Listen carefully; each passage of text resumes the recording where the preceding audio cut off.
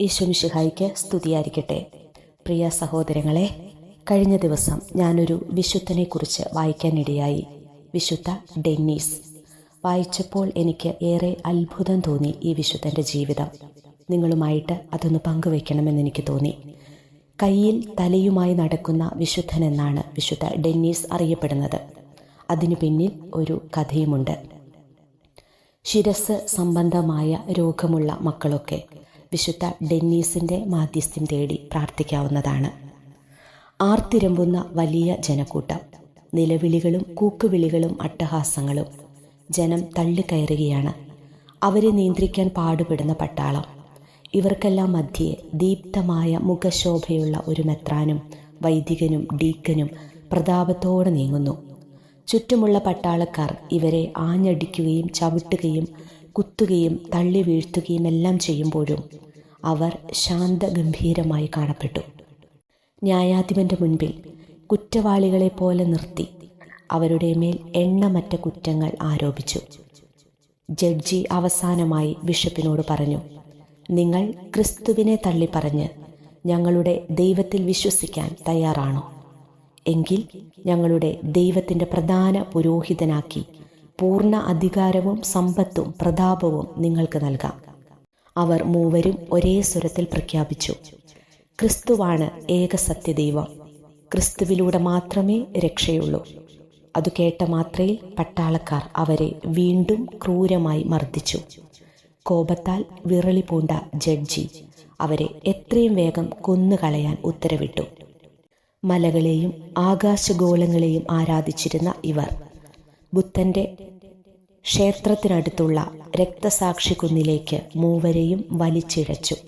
മഴുവേന്തിയ ആരാച്ചാർ കുന്നിൻ മുകളിൽ അവരെയും കാത്തുനിൽപ്പായി.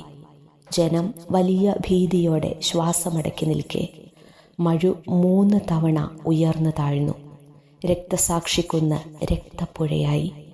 മിന്നും താരകങ്ങളെപ്പോലെ 3 മനുഷ്യ ശിരസ്സുകൾ നിലത്ത് വീണുരുണ്ടു. പക്ഷേ എല്ലാവരെയും ഞെട്ടിച്ചുകൊണ്ട് വലിയൊരത്ഭുതം അവിടെ നടന്നു.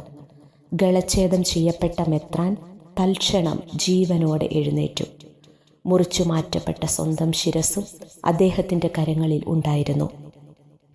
സൂര്യനെ പോലെ പ്രശോഭിക്കുന്ന ശരീരവും മുഖവും അറ്റുപോയ ശിരസ്സും കയ്യിൽ പിടിച്ച് ആ പുണ്യപുരുഷൻ ക്രിസ്തുവിനെ പ്രഘോഷിക്കാൻ ആരംഭിച്ചു. എന്തു ചെയ്യണമെന്നറിയാതെ ആൾക്കൂട്ടവും സൈന്യവും വിജാതീയ പുരോഹിത വൃന്ദവും സ്തബ്ധരായി നിൽക്കെ സ്വർഗത്തിൽ നിന്നും പരിശുദ്ധ മാലാഖമാർ പറന്നിറങ്ങി മെത്രാന് ചുറ്റും അണിനിരന്നു. അവർ അദ്ദേഹത്തെ ആ കുന്നിൻ മുകളിൽ നിന്ന് താഴേക്ക് നയിച്ചു.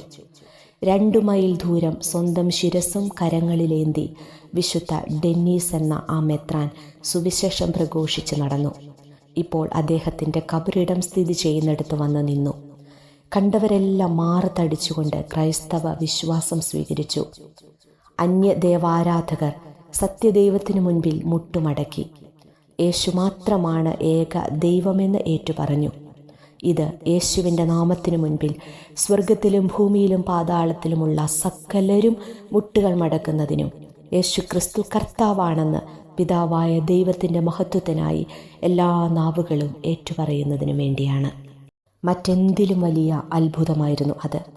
തൊട്ടു മുമ്പ് വരെ തള്ളിപ്പറഞ്ഞ അതേ ദൈവത്തെ സ്വന്തം ദൈവമായി ഉറക്കെ പ്രഖ്യാപിക്കുന്നത് കേട്ട് പ്രകൃതി പോലും കോരിത്തരിച്ചു.